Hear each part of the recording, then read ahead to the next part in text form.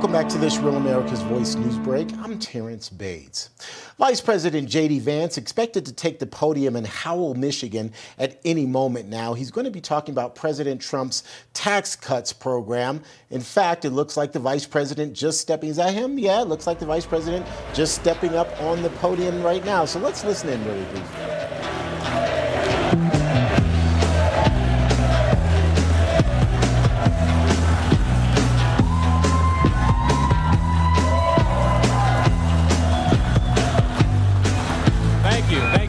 Please. Thank you all. Well, it's great to be here in the great state of Michigan. I always loved coming to Michigan on the campaign trail, and I'd always said, you know, the most dangerous place maybe this Ohio State grad visited was Michigan on the campaign trail, but you all were always kind and friendly and good to me. We love you too. Thank you, sir. It's good to see you again, man.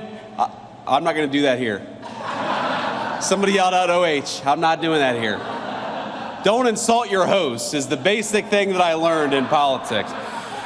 Let me just say a few things, a few words of gratitude. First of all, you guys are lucky to have a great congressman who fights for working people in the state of Michigan. Tom Barrett, where are you, Tom? Thank you so much for what you do.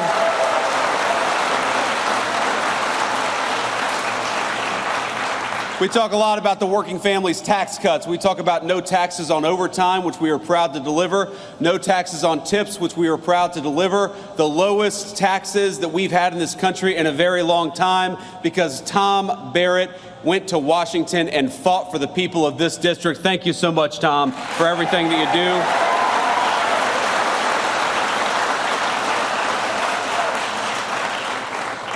I want to thank, of course, the leadership of this great American manufacturer. Hatch was founded in 1952 by two brothers. Where are we at here? Where's the leadership of Hatch at?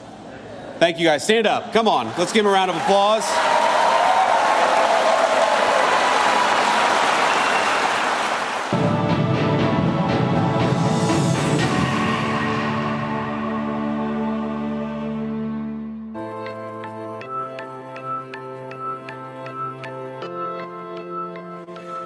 Welcome to the Charlie Kirk program. My name is Glenn Beck. It has been a true honor to fill in for Charlie today, and we're going to be kind of hanging around for a few days until Sunday. But the feeling here is godly, very godly. Tyler Bowyer's with us. He is the COO of Turning Point Action. We just played a clip of Charlie and I talking right after the election last time. And I've talked to people who said, what you guys have planned for the midterms and even looking forward to 2028 is awesome. Going to make it look like child's play what happened last time. Are you concerned at all? You know, Glenn, thank you for that. I mean, obviously, this has been a lot to process this whole last week. You know, I'm the COO because Charlie's the CEO.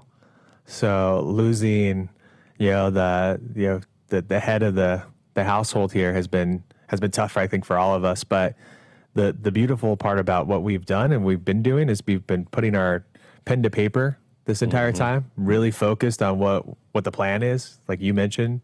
Focused on 2028 and working our way backwards from that, looking at 2032 and working our way backwards. And when you do it, when you take that process, I mean, that's the way that the left does it. When you take that process, you can actually formulate a plan pretty quickly. And that's what we've done with our Chase the Vote initiative. You know, the really great thing is Charlie was not a guy, you weren't joining because you were a fan of him. I mean, he was teaching principles. Yeah. So the base is principle-based. That's right. And that's really a healthy thing. Yeah, I mean, that's at the core of the elections. 2028 in particular is really focused on the grassroots. Our number one culture point that we have at Turning Point USA and Turning Point Action is what we call grassroots humility. If you focus on the grassroots, then you get candidates that the grassroots wants to work for, and then therefore it kind of builds the program for you.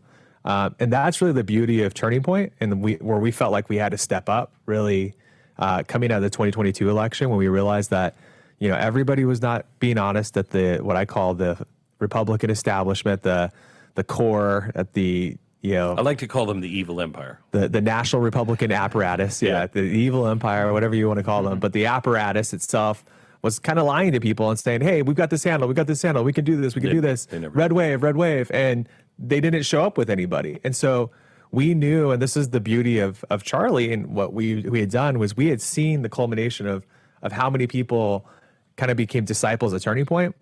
And we knew that we could take that, and we had to take that talent and convert it into action.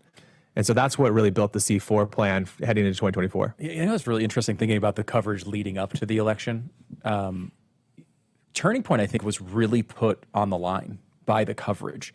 And I think this was intentional. There was a big belief that if Trump lost, if this didn't turn out the right way, there was someone to point blame at, and it was you and Charlie. It was Turning Point. That was the big setup beforehand. Oh, well, you're going to put Charlie Kirk in ahead of your turnout operation? I mean, was there a moment where you were like, this is really a moment that's going to make or break not only the country, but also this organization? The beautiful part about being right next to Charlie Kirk for as many years as I've been is that it's a pressure cooker, unlike anything else.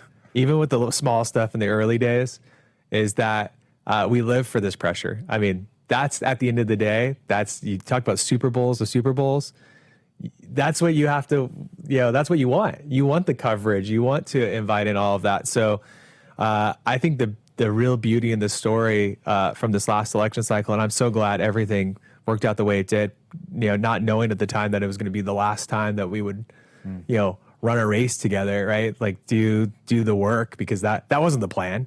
Right. That was never the anticipated outcome here.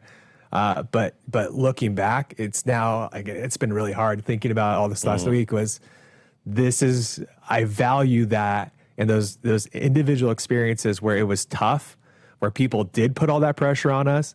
I wouldn't have it any other way. I really would not have it any other way at all, because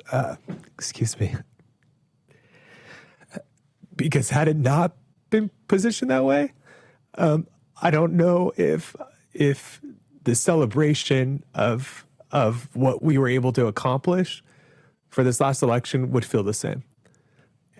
And what that would lead into for this next election cycle in the future, now what the legacy of Charlie Kirk will be. And so that's what we have to live up to. That's what we have to do. We are your friends because we're your friends, but we also believe in your mission, and we know what you guys are doing. We are here for you at any time, anything you need. Thank you very much, Glenn. I appreciate that. Thank you. We love means you. a lot. And we love everybody at Turning Point. If you want to get involved, go to turningpointusa.com.